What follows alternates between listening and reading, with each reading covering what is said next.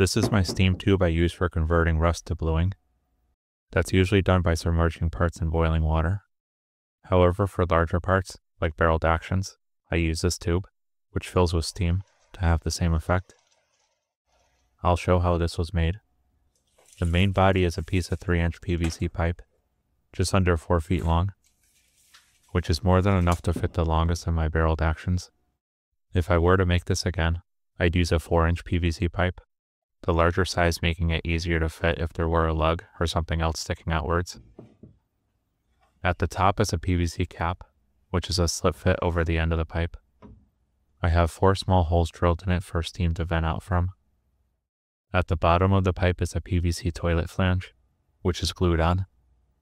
Usually these will fit around a 3-inch pipe, or fit within a 4-inch pipe, so the same part can be used for whichever size, or I can later upgrade this setup to a 4-inch pipe. The toilet flange is then bolted to a 12-inch square of sheet metal, 16 gauge to be exact. I used high temp sealant between the two for good measure, but it's not needed. Some steam leaking out is just fine. The sheet metal is used so that it can be placed on top of a pot of boiling water, so make sure that it's large enough to cover the pot that you plan on using. In order for the steam to fill the tube, it needs a way of transferring through the sheet metal and into the tube.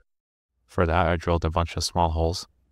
I used a bit just under a 1/4 inch, but if I had to make this again, I'd use an 1/8 inch bit and drill more holes to make up for the smaller diameter. This is so that rusty cleaning rods can be converted. Most can fit through these larger holes, but not smaller ones. That will keep them in the tube. With these large holes, they sometimes slide through and fall out the bottom when the tube is removed from the pot. One last thing to keep in mind is that with this setup, there is nothing holding the steam tube to the pot, only gravity. It's important to place your burner on a level surface, as well as making sure both the top and the bottom of the pot is level and even. I've converted dozens of actions, and though I've never had this steam tube topple over, it's always in the back of my mind. Thanks for watching, and follow for more gunsmithing quick tips.